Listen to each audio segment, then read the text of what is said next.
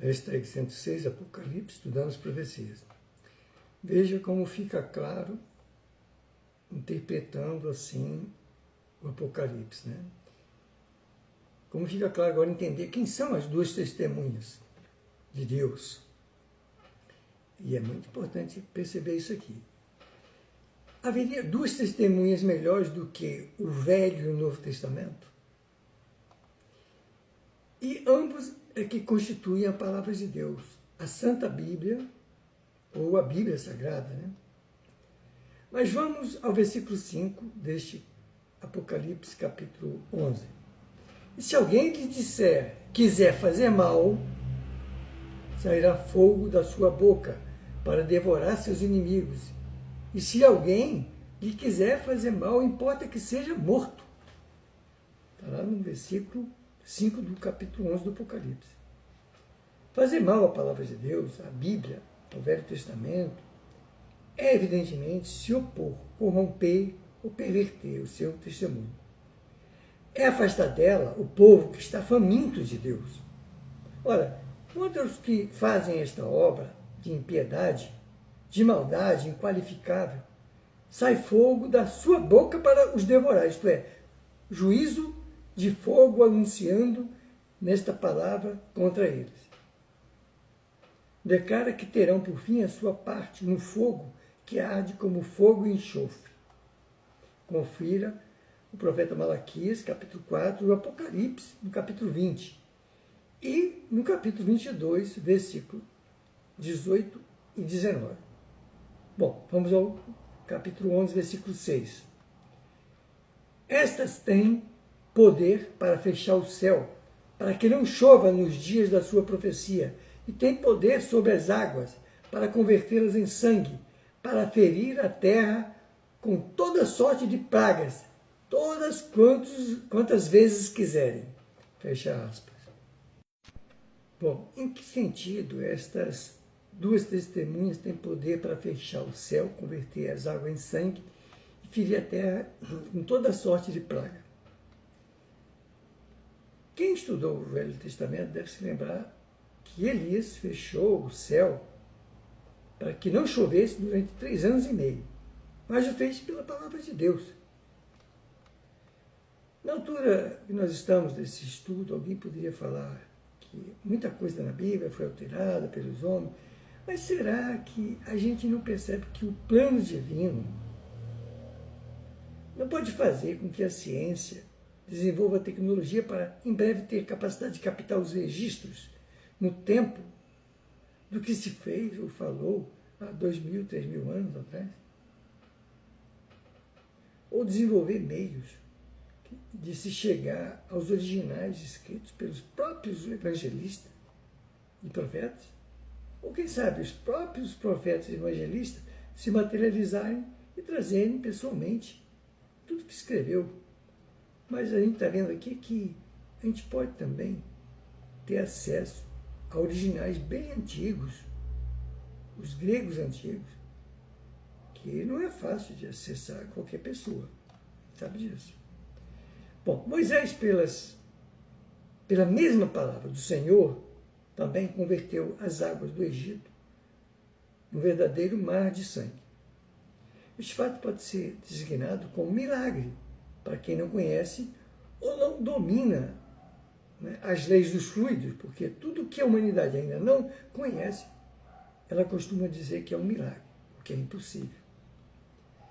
Exatamente com estes juízos relatados em seu testemunho, se realizaram também todas as ameaças e juízos que por ela, contra quaisquer pessoas, certamente se cumprirão.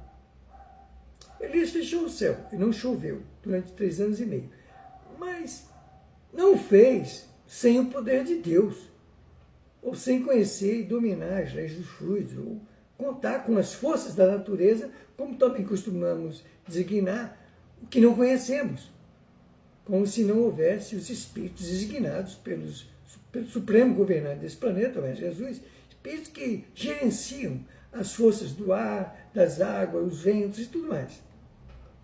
Elias sozinho nada valia. Moisés converteu as águas do Egito em sangue, mas só o fez pelo amparo de Deus, ou melhor, porque as entidades que têm o poder de produzir tal efeito foram autorizadas pelo Supremo Governante do planeta, visto que havia um determinismo a ser cumprido. Porque se fosse um desejo apenas de Moisés, nada poderia acontecer. É porque ele tinha a missão de tirar o povo da escravidão do Egito, que já durava 4 séculos. Inclusive, eu vou lembrar aqui que no meu perfil eu tenho toda a história em que Moisés retirou o povo do Egito. Está tudo aí, eu postei toda a história, só que eu postei a história pela visão de um egípcio que já evoluiu, já se transformou em um espírito muito melhor. Né? Eu não vou dar o spoiler de tudo, mas foi escrito também por um psicógrafo também muito bem qualificado. Né? E essa psicografia ela foi feita anos antes até de Moisés ter codificado o Espiritismo, porque os efeitos mediúnicos sempre houveram na face da Terra, sempre. Não é uma invenção de Kardec. Ele apenas estudou os efeitos mediúnicos, contactou os espíritos que podiam transmitir a mensagem e escreveu para a gente. Por ordem de Deus, estava profetizado. Está em todo o nosso estudo do Apocalipse aí que ele ia surgir. Né? Jesus disse que ia mandar o Espírito da Verdade, né? Que não é um indivíduo só, é uma pleiade de espíritos evoluídos que vieram em missão à Terra trazer esse conhecimento. Bom, mas no versículo 7 deste capítulo 11, está lá entre aspas: quando acabarem o seu testemunho, a besta que sobe do abismo lhe fará guerra, e as vencerá e as matará. Versículo 8 do capítulo 11. Entre aspas: e jazerão os seus cadáveres na praça da grande cidade, que espiritualmente se chama Sodoma e Egito, onde o seu Senhor também foi crucificado. Entre aspas, também ainda, entre aspas, quando acabarem o seu testemunho, isto é, vestidos de saco, panos de saco. O estado em que se conservavam vestidas de saco terminou. Ou como se diz a alguns, os dias da perseguição foram abreviados, como está na palavra de Jesus, no Evangelho segundo Mateus, capítulo 24, versículo 22, antes de expirar propriamente o período. O tempo é abreviado por causa dos escolhidos.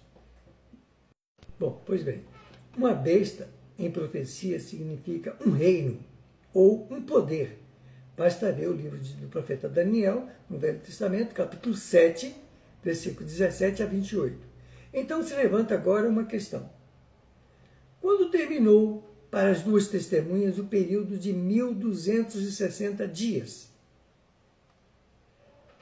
E algum reino, tal como é aqui descrito, lhe fez guerra no tempo em que se fala aí, né?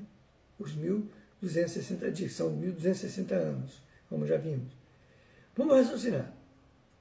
Já marcamos o ano 538 para o início do cesarismo romano na religião, sendo os 42 meses 1260 dias proféticos ou anos, somos levados a 1798.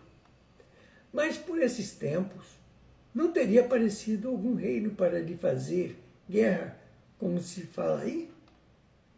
Notemos que esta besta, ou este reino, sobe do abismo. Não tem nenhum fundamento, é um poder ateu. É espiritualmente Egito. É espiritualmente.